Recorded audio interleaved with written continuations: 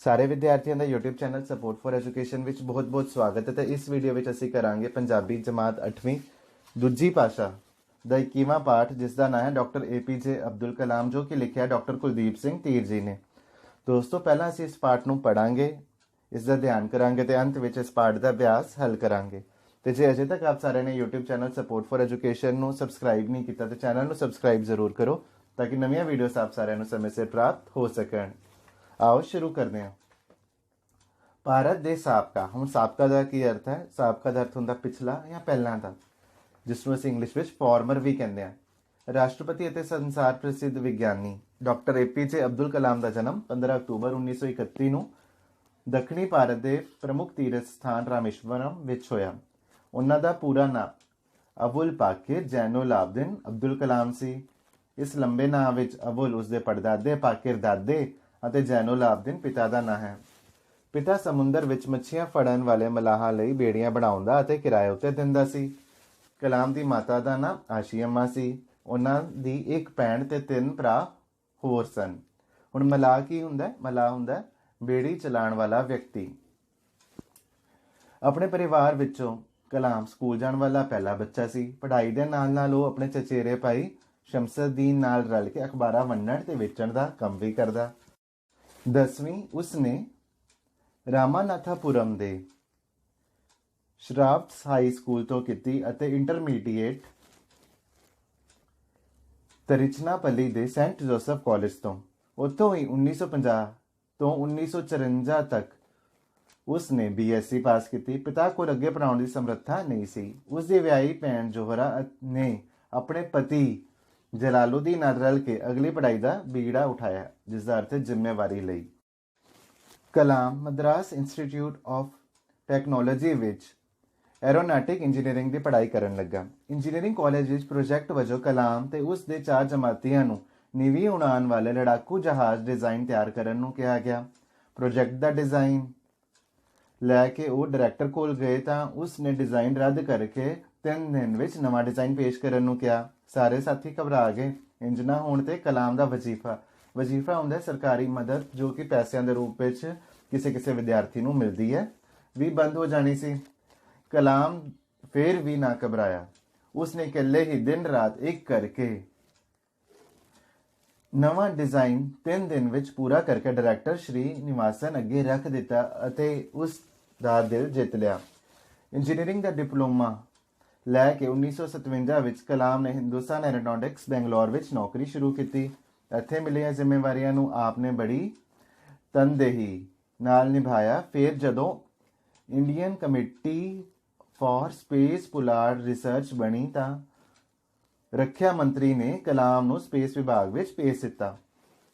ਉੱਥੇ ਉਹਨਾਂ ਨੂੰ ਪ੍ਰਸਿੱਧ ਭਾਰਤੀ ਸਾਇੰਸਦਾਨ ਵਿਕਰਮ ਸਾਰਾਭਾਈ ਦੀ ਅਗਵਾਈ ਵਿੱਚ ਕੰਮ ਕਰਨ ਦਾ ਮੌਕਾ ਮਿਲਿਆ ਤੇ ਪ੍ਰਸਿੱਧ ਸਾਇੰਟਿਸਟ ਵਿਕਰਮ ਸਾਰਾਭਾਈ ਦੀ ਅਗਵਾਈ ਵਿੱਚ ਵੀ ਡਾਕਟਰ APJ ਅਬਦੁਲ ਕਲਾਮ ਨੂੰ ਕੰਮ ਕਰਨ ਦਾ ਮੌਕਾ ਮਿਲਿਆ। ਸਾਰਾਭਾਈ ਕਲਾਮ ਤੋਂ ਬੜਾ ਪ੍ਰਭਾਵਿਤ ਹੋਇਆ। ਉਸ ਨੂੰ 6 ਮਹੀਨੇ ਦੀ ਸਿਖਲਾਈ ਲਈ ਅਮਰੀਕਾ ਵਿੱਚ ਨਾਸਾ ਦੀ ਫੁੱਲ ਫਾਰਮ ਕੀ ਹੈ? National aeronautics and space administration ਭੇਜ ਦਿੱਤਾ। ਨਾਸਾ ਦੇ ਇੱਕ ਇਮਾਰਤ ਵਿੱਚ ਉਹਨਾਂ ਨੇ ਇੱਕ ਪੇਂਟਿੰਗ ਵੇਖੀ, ਜਿਸ ਵਿੱਚ ਟੀਪੂ ਸੁਲਤਾਨ ਰਾਕਟਾਂ ਨਾਲ ਅੰਗਰੇਜ਼ੀ ਫੌਜਾਂ ਉੱਤੇ ਹਮਲਾ ਕਰ ਰਿਹਾ ਸੀ। ਇਸ ਪੇਂਟਿੰਗ ਨੇ ਕਲਾਮ ਦੇ ਦਿਲ ਦਿਮਾਗ ਵਿੱਚ ਰਾਕਟ ਡਿਜ਼ਾਈਨ ਦੇ ਸੁਪਨੇ ਜਗਾ ਦਿੱਤੇ। ਹਾਲਾਤ ਵੀ ਉਸ ਲਈ ਮਦਦਗਾਰ ਸਾਬਿਤ ਹੋਏ। 1962 ਦੇ ਅੱਧ ਵਿੱਚ ਥੁੰਬਾ ਦਾ ਰਾਕਟ ਲਾਂਚਿੰਗ ਸਟੇਸ਼ਨ ਸਥਾਪਿਤ ਹੋ ਗਿਆ। ਨਵੰਬਰ 1963 ਵਿੱਚ ਕਲਾਮ ਦੇਸ਼ ਪਰਤਿਆ। 1969 ਵਿੱਚ Indian committee for space research ਦੀ ਥਾਂ ਬਣੀ ਇਸਰੋ ਨੇ ਲੈ ਲਈ। ਕਲਾਮ ਨੂੰ ਇਸ ਸੰਸਥਾ ਵਿੱਚ ਨਵੇਂ ਪ੍ਰੋਜੈਕਟਾਂ ਦਾ ਡਾਇਰੈਕਟਰ ਬਣਾ ਕੇ ਭੇਜ ਦਿੱਤਾ ਗਿਆ। ਉਹ ਉੱਥੇ 1982 ਤੱਕ ਰਹੇ ਅਤੇ ਭਾਂਤ-ਭਾਂਤ ਦੀਆਂ ਜ਼ਿੰਮੇਵਾਰੀਆਂ ਨਿਭਾਉਂਦੇ ਰਹੇ। ਇਹਨਾਂ ਵਿੱਚੋਂ ਸਭ ਤੋਂ ਵੱਡੀ ਸੀ ਸੈਟੇਲਾਈਟ ਲਾਂਚ ਵਹੀਕਲ, ਜਿਸ ਨੂੰ SLV ਵੀ ਕਿਹਾ ਜਾਂਦਾ ਹੈ, ਦਾ ਡਿਜ਼ਾਈਨ। 10 ਲੱਖ ਪੁਰਜਿਆਂ ਵਾਲੇ ਇਸ ਰਾਕਟ ਲਾਂਚਰ ਦੇ ਪੁਰਜੇ ਡਿਜ਼ਾਈਨ ਕਰਨੇ, ਬਣਾਉਣੇ ਅਤੇ ਅਸੈਂਬਲ ਕਰਨੇ ਸਨ। ਇਸ ਦੀ ਸਫਲ ਪਰਖ ਬਰੇਲੀ ਦੇ 에ਅਰਫੋਰਸ ਸਟੇਸ਼ਨ ਉੱਤੇ ਸੁਖੋਈ 16 ਜੈਟ ਜਹਾਜ਼ ਨਾਲ ਕੀਤੀ ਗਈ। 1974 ਵਿੱਚ ਸੈਂਟੋਰ ਰॉकेट ਦੀ ਪਰਖ ਹੋਈ। SLV ਦੀ ਪਹਿਲੀ ਟੈਸਟ ਉਡਾਰੀ 10 ਅਗਸਤ 1979 ਨੂੰ ਕੀਤੀ ਗਈ, ਜੋ ਅਸਫਲ ਰਹੀ। ਕਲਾਮ ਉਦਾਸ ਤਾਂ ਹੋਇਆ ਪਰ ਨਿਰਾਸ਼ ਨਹੀਂ। ਅੰਤ 18 ਜੁਲਾਈ 1980 ਨੂੰ ਉਹ SLV ਨਾਲ ਰੋਹਿਣੀ ਉਪਗ੍ਰਹਿ ਲਾਂਚ ਕਰਨ ਵਿੱਚ ਸਫਲ ਹੋ ਗਏ। SLV ਦੀ ਅਗਲੀ ਸਫਲ ਉਡਾਣ 31 ਮਈ 1981 ਨੂੰ ਹੋਈ। ਫਿਰ ਇਸ ਵਾਹਨ ਦੇ ਸੋਧੇ ਹੋਏ ਵਿਕਸਿਤ ਰੂਪਾਂ ਉੱਤੇ ਕੰਮ ਸ਼ੁਰੂ ਕਰ ਦਿੱਤਾ ਗਿਆ, ਜਿਸ ਦੇ ਸਿੱਟੇ ਵਜੋਂ ਬਾਅਦ ਵਿੱਚ ASLV ਤੋਂ GSLV ਦਾ ਵਿਕਾਸ ਹੋਇਆ। ਇਸ ਉਪਰੰਤ ਆਪ defence research and development organisation ਵਿੱਚ ਆ ਗਏ। 26 ਜਨਵਰੀ 1981 ਨੂੰ ਆਪ ਨੂੰ ਪਦਮ ਭੂਸ਼ਣ ਨਾਲ ਸਨਮਾਨਿਤ ਕੀਤਾ ਗਿਆ। ਅਪ੍ਰੈਲ 1982 ਵਿੱਚ ਕਲਾਮ ਨੂੰ DRD ਲੈਬ ਹੈਦਰਾਬਾਦ ਦਾ ਡਾਇਰੈਕਟਰ ਬਣਾ ਦਿੱਤਾ ਗਿਆ। ਇੱਥੇ ਉਸ ਨੇ ਗਾਈਡਡ ਮਿਸਾਈਲ ਡਿਵੈਲਪਮੈਂਟ ਪ੍ਰੋਗਰਾਮ ਉਲੀਕਿਆ। ਧਰਤੀ ਤੋਂ ਆਕਾਸ਼, ਛੋਟੀ ਰੇਂਜ, ਮੀਡੀਅਮ ਰੇਂਜ, ਵੱਡੀ ਰੇਂਜ, ਸਧਾਰਨ ਤੇ ਹਲਕੇ ਯੁੱਧ ਅਸਤਰ, ਭਾਰੀ ਤੇ ਐਟਮੀ ਅਸਤਰ ਲਿਜਾਣ ਵਾਲੀਆਂ ਭਾਂਤ-ਭਾਂਤ ਦੀਆਂ ਮਿਸਾਈਲਾਂ ਦੇ ਡਿਜ਼ਾਈਨ ਤੇ ਨਿਰਮਾਣ ਦਾ ਕੰਮ ਤੇਜ਼ੀ ਨਾਲ ਪੂਰਾ ਕੀਤਾ ਗਿਆ। ਟੈਕਨੀਕਲ ਕੋਰ ਵਹੀਕਲ ਨੂੰ ਤ੍ਰਿਸ਼ੂਲ ਦਾ ਨਾਂ ਦਿੱਤਾ ਗਿਆ। ਟੈਂਕ ਤੋੜਨ ਵਾਲੀ ਮਿਸਾਈਲ ਨੂੰ ਨਾਗ ਦਾ ਨਾਂ ਦਿੱਤਾ। ਧਰਤੀ ਤੋਂ ਧਰਤੀ ਤੱਕ ਮਾਰ ਕਰਨ ਵਾਲੀ ਮਿਸਾਈਲ ਨੂੰ ਪ੍ਰਿਥਵੀ ਅਤੇ ਧਰਤੀ ਤੋਂ ਆਕਾਸ਼ ਵਿੱਚ ਮਾਰ ਕਰਨ ਵਾਲੀ ਮਿਸਾਈਲ ਨੂੰ ਆਕਾਸ਼ ਦਾ ਨਾਂ ਦਿੱਤਾ ਗਿਆ। ਇਸੇ ਤਰ੍ਹਾਂ ਇਹਨਾਂ ਦੇ ਮਾਡਲ ਬਣਾਏ ਗਏ। ਅਗਨੀ ਮਿਸਾਈਲ ਵਿਸ਼ੇਸ਼ ਉਦੇਸ਼ਾਂ ਲਈ ਬਣਾਈ ਗਈ। ਹਰ ਮਾਡਲ ਤੇ ਕਿਸਮ ਲਈ ਵੱਖਰੇ ਇੰਚਾਰਜ ਥਾਪ ਕੇ ਸਮੁੱਚੇ ਤਾਲਮੇਲ, ਡਿਜ਼ਾਈਨ ਤੇ ਪ੍ਰਬੰਧ ਦੀ ਜ਼ਿੰਮੇਵਾਰੀ ਕਲਾਮ ਨੇ ਆਪਣੇ ਕੋਲ ਰੱਖੀ। ਮਿਸਾਈਲਾਂ ਦੇ ਲੰਮੇ ਪ੍ਰੋਗਰਾਮ ਦੀ ਪਹਿਲੀ ਪ੍ਰਯੋਗਿਕ ਪਰਖ ਡੈਵਿਲ ਮਿਸਾਈਲ ਨਾਲ 1984 ਵਿੱਚ ਕੀਤੀ ਗਈ। ਸਤੰਬਰ 1985 ਵਿੱਚ ਤ੍ਰਿਸ਼ੂਲ ਦੀ ਸਫਲ ਪਰਖ ਹੋਈ। 1988 ਵਿੱਚ ਉਸ ਨੇ ਪ੍ਰਿਥਵੀ ਮਾਡਲ ਦੀ ਸਫਲ ਪਰਖ ਪਹਿਲੀ ਵਾਰ ਕੀਤੀ। ਇਸ ਦੀ ਰੇਂਜ 1000 ਕਿਲੋਮੀਟਰ ਦੀ ਸੀ, ਜਿਸ ਦਾ ਅਰਥ ਹੈ ਕਿ ਹੁਣ ਇੱਥੋਂ ਮਿਸਾਈਲ ਲਾਂਚ ਕਰੋ ਤਾਂ 1000 ਕਿਲੋਮੀਟਰ ਦੂਰ ਤੱਕ ਜਾ ਸਕਦੀ ਹੈ। 1999 ਵਿੱਚ ਅਗਨੀ ਨਾਂ ਦੀ ਰੀਐਂਟਰੀ ਮਿਸਾਈਲ ਦਾਗ ਕੇ ਪਰਖੀ ਗਈ। ਇਸ ਪ੍ਰਕਾਰ ਮਿਸਾਈਲਮੈਨ ਵਜੋਂ ਪ੍ਰਸਿੱਧ ਹੋਏ ਕਲਾਮ ਨੂੰ 1990 ਵਿੱਚ ਪਦਮ ਵਿਭੂਸ਼ਣ ਦਾ ਸਨਮਾਨ ਦਿੱਤਾ ਗਿਆ। ਜਾਦਵਪੁਰ ਯੂਨੀਵਰਸਿਟੀ ਤੇ IIT ਮੁੰਬਈ ਨੇ ਕਲਾਮ ਨੂੰ ਆਨਰੇਰੀ DSCV ਦੀ ਡਿਗਰੀ ਦਿੱਤੀ। ਇਸ ਪ੍ਰੋਗਰਾਮ ਦੀ ਸਫਲਤਾ ਉਪਰੰਤ ਕਲਾਮ ਨੂੰ ਦੇਸ਼ ਦੇ ਐਟਮੀ ਪ੍ਰਯੋਗਾਂ ਨਾਲ ਜੋੜ ਦਿੱਤਾ ਗਿਆ। ਇਸ ਪ੍ਰੋਗਰਾਮ ਨੂੰ ਅੱਗੇ ਤੋਰਦਿਆਂ ਹੋਇਆਂ ਉਹਨਾਂ ਨੇ 1998 ਦੇ ਪੋਖਰਨ ਵਿਸਫੋਟਾਂ ਵਿੱਚ ਮਹੱਤਵਪੂਰਨ ਭੂਮਿਕਾ ਨਿਭਾਈ। ਇਸ ਦੌਰਾਨ 1997 ਵਿੱਚ ਉਹਨਾਂ ਨੂੰ ਭਾਰਤ ਰਤਨ ਨਾਂ ਦੇ ਸਰਵ ਉੱਚ ਸਨਮਾਨ ਨਾਲ ਅਲੰਕ੍ਰਿਤ ਕੀਤਾ ਗਿਆ। ਪ੍ਰਾਪਤੀਆਂ ਦੀ ਸਿਖਰ 2002 ਵਿੱਚ ਕਲਾਮ ਨੇ ਉਦੋਂ ਕੀਤੀ ਜਦੋਂ ਉਹਨਾਂ ਨੂੰ ਦੇਸ਼ ਦਾ 11ਵਾਂ ਰਾਸ਼ਟਰਪਤੀ ਚੁਣਿਆ ਗਿਆ ਤੇ ਅਬਦੁਲ ਕਲਾਮ ਜੀ ਨੂੰ 2002 ਵਿੱਚ ਦੇਸ਼ ਦਾ 11ਵਾਂ ਰਾਸ਼ਟਰਪਤੀ ਚੁਣਿਆ ਗਿਆ। ਪੂਰੇ 5 ਸਾਲ ਉਹਨਾਂ ਨੇ ਮਿਹਨਤ, ਸੁਹਿਰਦਤਾ ਤੇ ਸਾਦਗੀ ਨਾਲ ਦੇਸ਼ ਦੀ ਅਗਵਾਈ ਕੀਤੀ। ਤੇ ਸੁਹਿਰਦਤਾ ਦਾ ਕੀ ਅਰਥ ਹੁੰਦਾ ਹੈ? ਇਮਾਨਦਾਰੀ। 2007 ਵਿੱਚ ਰਾਸ਼ਟਰਪਤੀ ਦਾ ਅਹੁਦਾ ਛੱਡ ਕੇ ਉਹ ਵਿਗਿਆਨੀ, ਚਿੰਤਕ ਤੇ ਪ੍ਰੇਰਨਾਜਨਕ ਸ਼ਖਸੀਅਤ ਵਜੋਂ ਬੱਚਿਆਂ, ਨੌਜਵਾਨਾਂ, ਸਿਆਸਤਦਾਨਾਂ ਸਭ ਦਾ ਮਾਰਗ ਦਰਸ਼ਨ ਕਰਨ ਲਈ ਸਰਗਰਮ ਹੋ ਗਏ। 27 ਜੁਲਾਈ 2015 ਨੂੰ ਉਹ ਦਿੱਲੀ ਤੋਂ ਗੁਹਾਟੀ ਤੇ ਗੁਹਾਟੀ ਤੋਂ ਸ਼ਿਲੌਂਗ ਪਹੁੰਚੇ। ਉੱਥੇ ਉਹਨਾਂ ਨੇ ਇੱਕ ਸਿੱਖਿਆ ਸੰਸਥਾ ਦੇ ਵਿਦਿਆਰਥੀਆਂ ਨੂੰ ਭਾਸ਼ਣ ਦੇਣਾ ਸੀ। ਭਾਸ਼ਣ ਸ਼ੁਰੂ ਕਰਦਿਆਂ ਹੀ ਅਚਾਨਕ ਉਹਨਾਂ ਦੀ ਤਬੀਅਤ ਖਰਾਬ ਹੋ ਗਈ। ਪ੍ਰਬੰਧਕਾਂ ਨੇ ਫਸਟ ਏਡ ਤੇ ਡਾਕਟਰੀ ਸਹਾਇਤਾ ਲਈ ਯਤਨ ਕੀਤੇ, ਪਰ ਕਲਾਮ ਸਾਨੂੰ ਸਾਰਿਆਂ ਨੂੰ ਆਖਰੀ ਸਲਾਮ ਬੁਲਾਉਣ ਦਾ ਫੈਸਲਾ ਲੈ ਚੁੱਕਾ ਸੀ। ਅਣਹੋਣੀ ਹੋ ਚੁੱਕੀ ਸੀ, ਜਿਸ ਦਾ ਅਰਥ ਹੈ ਕਿ ਡਾਕਟਰ APJ ਅਬਦੁਲ ਕਲਾਮ ਦੀ ਮੌਤ ਹੋ ਚੁੱਕੀ ਸੀ। ਇੱਕ ਸਧਾਰਨ ਪਰਿਵਾਰ ਵਿੱਚੋਂ ਉੱਠ ਕੇ ਆਕਾਸ਼ ਦੀਆਂ ਬੁਲੰਦੀਆਂ ਨੂੰ ਛੂਹਣ ਵਾਲੇ ਇਸ ਮਹਾਨ ਭਾਰਤੀ ਤੇ ਮਹਾਨ ਵਿਗਿਆਨੀ ਨੂੰ ਭਾਰਤ ਦੇ ਲੋਕ ਸਦੀਆਂ ਤੱਕ ਯਾਦ ਰੱਖਣਗੇ। ਅਸੀਂ ਇਸ ਸਧਾਰਨ ਤੋਂ ਅਸਾਧਾਰਨ ਬਣੇ ਇਨਸਾਨ ਨੂੰ ਪ੍ਰਣਾਮ ਕਰਦੇ ਹਾਂ। ਤੇ ਦੋਸਤੋ, ਇਹ ਸੀਗਾ ਪਾਠ ਡਾਕਟਰ APJ ਅਬਦੁਲ ਕਲਾਮ, ਜਿਸ ਵਿੱਚ ਅਸੀਂ ਇਹ ਦੇਖਿਆ ਕਿ ਡਾਕਟਰ ਕਲਾਮ ਕਿਸ ਤਰ੍ਹਾਂ ਇੱਕ ਸਧਾਰਨ ਤੋਂ ਅਸਾਧਾਰਨ ਇਨਸਾਨ ਬਣੇ। ਤੇ ਹੁਣ ਸਮਾਂ ਇਸ ਪਾਠ ਦਾ ਅਭਿਆਸ ਹੱਲ ਕਰਨ ਦਾ।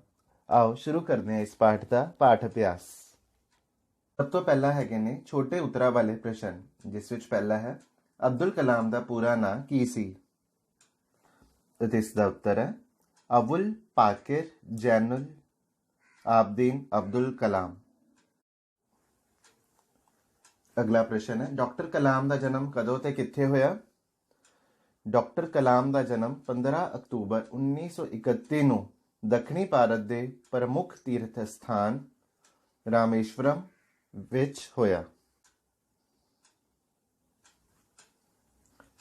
ਡਾਕਟਰ ਕਲਾਮ ਦੀ ਉਚੇਰੀ ਪੜ੍ਹਾਈ ਦੀ ਜ਼ਿੰਮੇਵਾਰੀ ਕਿਸ ਨੇ ਉਠਾਈ? ਡਾਕਟਰ ਕਲਾਮ ਦੀ ਉਚੇਰੀ ਪੜ੍ਹਾਈ ਦੀ ਜ਼ਿੰਮੇਵਾਰੀ ਉਸ ਦੀ ਵਿਆਹੀ ਭੈਣ ਜੋਹਰਾ ਨੇ ਆਪਣੇ ਪਤੀ ਜਲਾਲੁਦੀਨ ਨਾਲ ਰਲ ਕੇ ਉਠਾਈ। ਇੰਜੀਨੀਅਰਿੰਗ ਕਾਲਜ ਵਿੱਚ ਕਲਾਮ ਅਤੇ ਉਸ ਦੇ ਸਾਥੀਆਂ ਨੂੰ ਕਿਹੜਾ ਪ੍ਰੋਜੈਕਟ ਮਿਲਿਆ? ਇੰਜੀਨੀਅਰਿੰਗ ਕਾਲਜ ਵਿੱਚ ਕਲਾਮ ਅਤੇ ਉਸ ਦੇ ਸਾਥੀਆਂ ਨੂੰ ਨੀਵੀਂ ਉਡਾਣ ਵਾਲੇ ਲੜਾਕੂ ਜਹਾਜ਼ ਦਾ ਡਿਜ਼ਾਈਨ ਤਿਆਰ ਕਰਨ ਦਾ ਪ੍ਰੋਜੈਕਟ ਮਿਲਿਆ।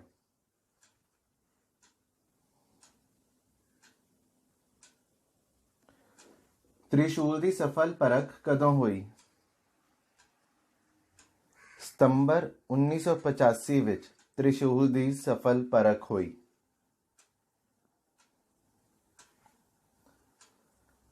ਡਾਕਟਰ ਕਲਾਮ ਦੀਆਂ ਪ੍ਰਾਪਤੀਆਂ ਦੀ ਸਿਖਰ ਕਿਹੜੀ ਸੀ? ਡਾਕਟਰ ਕਲਾਮ ਦੀਆਂ ਪ੍ਰਾਪਤੀਆਂ ਦੀ ਸਿਖਰ 2002 ਵਿੱਚ ਦੇਸ਼ ਦਾ 11ਵਾਂ ਰਾਸ਼ਟਰਪਤੀ ਬਣਨ ਦੀ ਸੀ।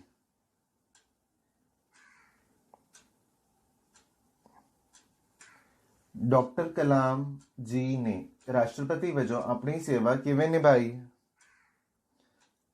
ਡਾਕਟਰ ਕਲਾਮ ਜੀ ਨੇ ਰਾਸ਼ਟਰਪਤੀ ਵਜੋਂ ਮਿਹਨਤ, ਸੁਹਿਰਦਤਾ ਤੇ ਸਾਦਗੀ ਦੇ ਨਾਲ ਸੇਵਾ ਨਿਭਾਈ। ਡਾਕਟਰ ਕਲਾਮ ਕਿਸ ਨਾਂ ਨਾਲ ਪ੍ਰਸਿੱਧ ਹੋਏ? ਡਾਕਟਰ ਕਲਾਮ ਮਿਜ਼ਾਈਲ ਮੈਨ ਵਜੋਂ ਪ੍ਰਸਿੱਧ ਹੋਏ। ਹੁਣ ਹੈਗੇ ਨੇ ਸੰਖੇਪ ਵਿੱਚ ਉੱਤਰ ਦਿਓ। ਡਾਕਟਰ ਕਲਾਮ ਦੇ ਪਿਤਾ ਜੀ ਦਾ ਕੀ ਨਾਂ ਸੀ? ਇਸ ਦਾ ਉੱਤਰ ਹੈ ਜੈਨੁਲ ਆਬਦੀਨ, ਜਾਂ ਫਿਰ ਆਪ ਇਸ ਤਰ੍ਹਾਂ ਵੀ ਲਿਖ ਸਕਦੇ ਹੋ, ਡਾਕਟਰ ਕਲਾਮ ਦੇ ਪਿਤਾ ਜੀ ਦਾ ਨਾਂ ਜੈਨੁਲ ਆਬਦੀਨ ਸੀ। ਡਾਕਟਰ ਕਲਾਮ ਪੜ੍ਹਾਈ ਦੇ ਨਾਲ ਨਾਲ ਕੀ ਕੰਮ ਕਰਦੇ ਸਨ? ਪੜ੍ਹਾਈ ਦੇ ਨਾਲ ਨਾਲ ਡਾਕਟਰ ਕਲਾਮ ਆਪਣੇ ਚਚੇਰੇ ਭਰਾ ਸ਼ਮਸਦੀਨ ਨਾਲ ਰਲ ਕੇ ਅਖਬਾਰਾਂ ਵੰਡਣ ਅਤੇ ਵੇਚਣ ਦਾ ਕੰਮ ਕਰਦੇ ਸਨ। ਡਾਕਟਰ ਕਲਾਮ ਨੇ ਕਦੋਂ ਅਤੇ ਕਿੱਥੇ ਨੌਕਰੀ ਦੀ ਸ਼ੁਰੂਆਤ ਕੀਤੀ? ਡਾਕਟਰ ਕਲਾਮ ਨੇ 1957 ਵਿੱਚ ਹਿੰਦੁਸਤਾਨ ਐਰੋਨੌਟਿਕਸ ਬੈਂਗਲੌਰ ਵਿੱਚ ਨੌਕਰੀ ਦੀ ਸ਼ੁਰੂਆਤ ਕੀਤੀ।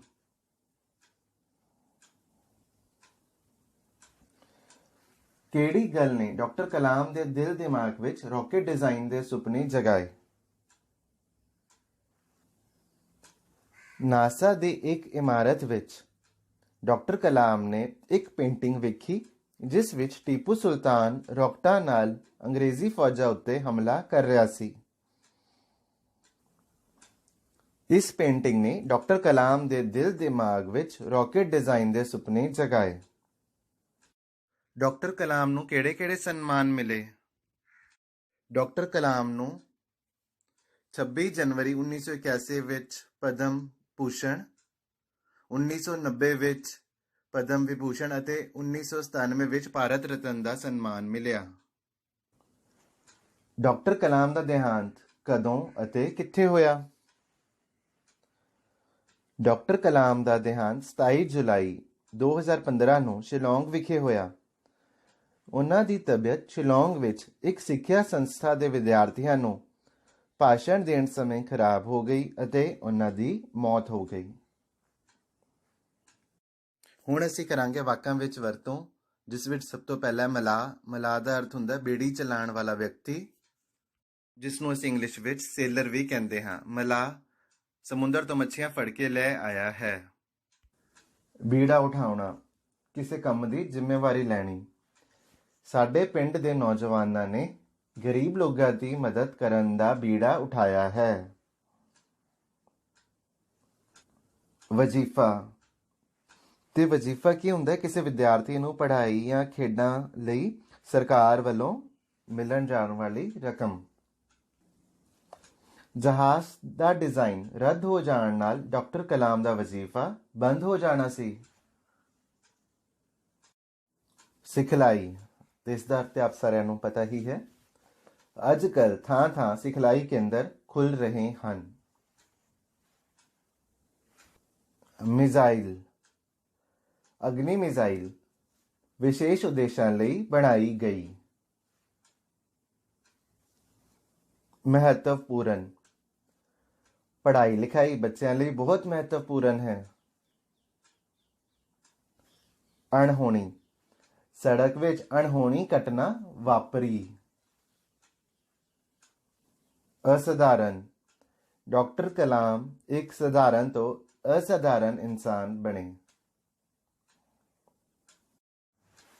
ਇਸ ਤੋਂ ਬਾਅਦ ਹੈ ਪੰਜਾਬੀ ਦੇ ਸ਼ਬਦਾਂ ਨੂੰ ਹਿੰਦੀ ਤੇ ਅੰਗਰੇਜ਼ੀ ਵਿੱਚ ਲਿਖੋ। ਸਭ ਤੋਂ ਪਹਿਲਾਂ ਪ੍ਰਸਿੱਧ, ਹਿੰਦੀ ਵਿੱਚ ਪ੍ਰਸਿੱਧ, ਇੰਗਲਿਸ਼ ਵਿੱਚ ਫੇਮਸ, FAMOUS। ਅਗਵਾਈ, ਹਿੰਦੀ ਵਿੱਚ ਨੇਤਰਤਵ, ਇੰਗਲਿਸ਼ ਵਿੱਚ ਲੀਡਰਸ਼ਿਪ।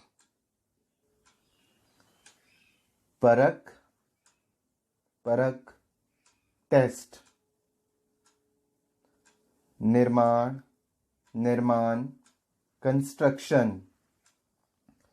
ਪ੍ਰਾਪਤੀ, ਅਚੀਵਮੈਂਟ। ਅਚਾਨਕ, ਸਡਨਲੀ, SUDDENLY। ਤੇ ਅੰਤ ਵਿੱਚ ਹੈ ਸ਼ੁੱਧ ਕਰਕੇ ਲਿਖੋ, ਅਤੇ ਇਸ ਦਾ ਉੱਤਰ ਅਸੀਂ ਆਪ ਸਾਰਿਆਂ ਦੀ ਸਕਰੀਨ ਤੇ ਉਹ ਲਿਖ ਦਿੱਤਾ ਹੈ। ਆਪ ਸਾਰੇ ਸਕਰੀਨ ਤੋਂ ਦੇਖ ਕੇ ਆਪਣੀ ਕਾਪੀਆਂ ਵਿੱਚ ਨੋਟ ਕਰ ਸਕਦੇ ਹੋ।